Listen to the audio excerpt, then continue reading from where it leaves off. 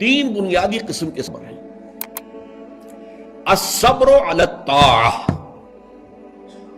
اطاعت پر صبر کرنا۔ حکم ہے روزہ رکھو، روزہ رکھنا ہے، چاہے پیاس سے حلق میں کانٹے پڑ رہے ہوں، مئی اور جون کا روزہ ہو۔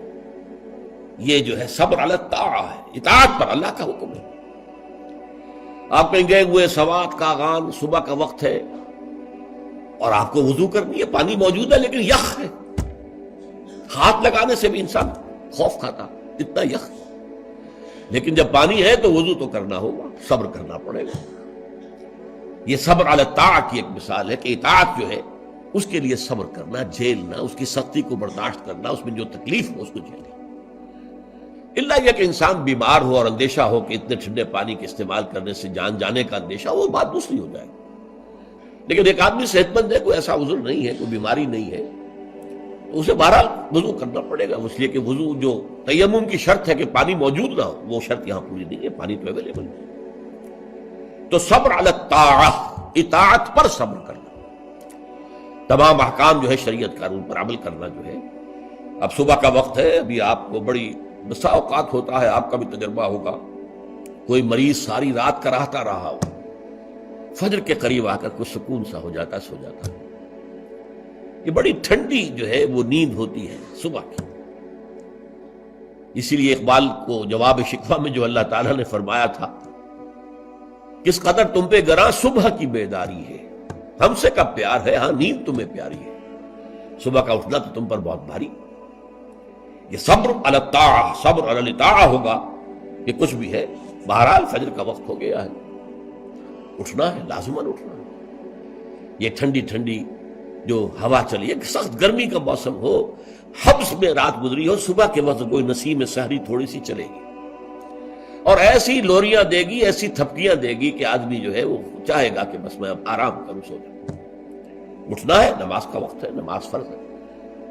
تو الصبر علی الطاعہ۔ دوسرا صبر ہے الصبر عن المعصیہ، معصیت سے رک جانا، صبر کرنا۔ کوئی لذت ہے کام و دہن کی لیکن ہے ممنوع، غلط ہے، حرام شے ہے، لہذا رکنا ہے۔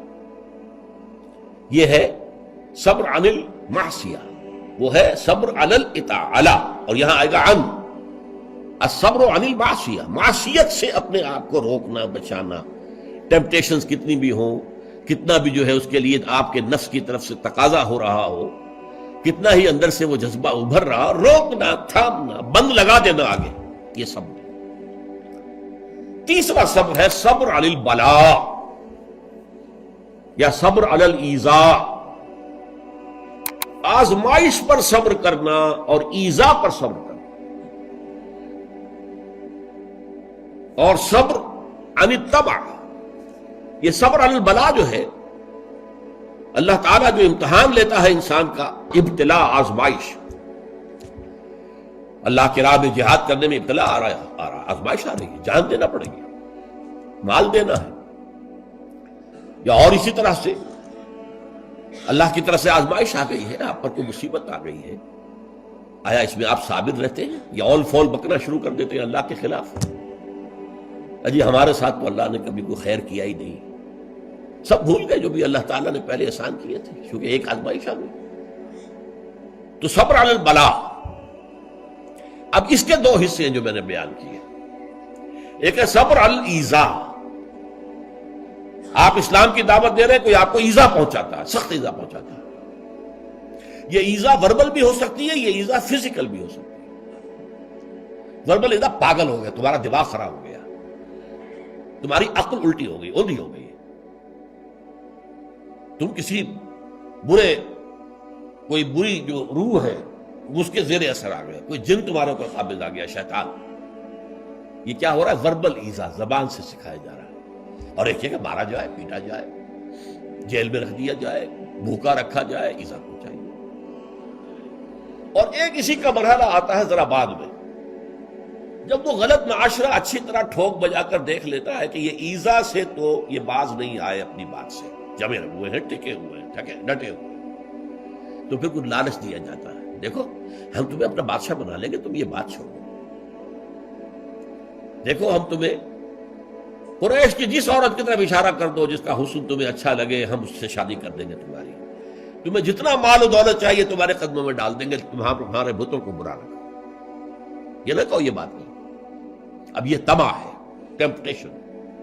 ٹیمپٹیشن کے مقابلے میں رکنا ایذا کے مقابلے میں رکنے سے زیادہ مشکل ہے، جس کی ایک بہت بڑی مثال جو ہے امام احمد ابن حنبل کی زندگی میں ہے کہ جب مسئلہ خلق قرآن پر جب انہیں جیل میں ڈالا گیا، مارے ماری گئی، الفاظ یہ آتے ہیں تاریخ میں کہ انہیں وہ مار ماری گئی کہ اگر ہاتھی کو بھی وہ مار ماری جاتی تو چنگھاڑ اٹھتا، لیکن ان کی آنکھوں میں کبھی آنسو نہیں آئے، برداشت نہیں۔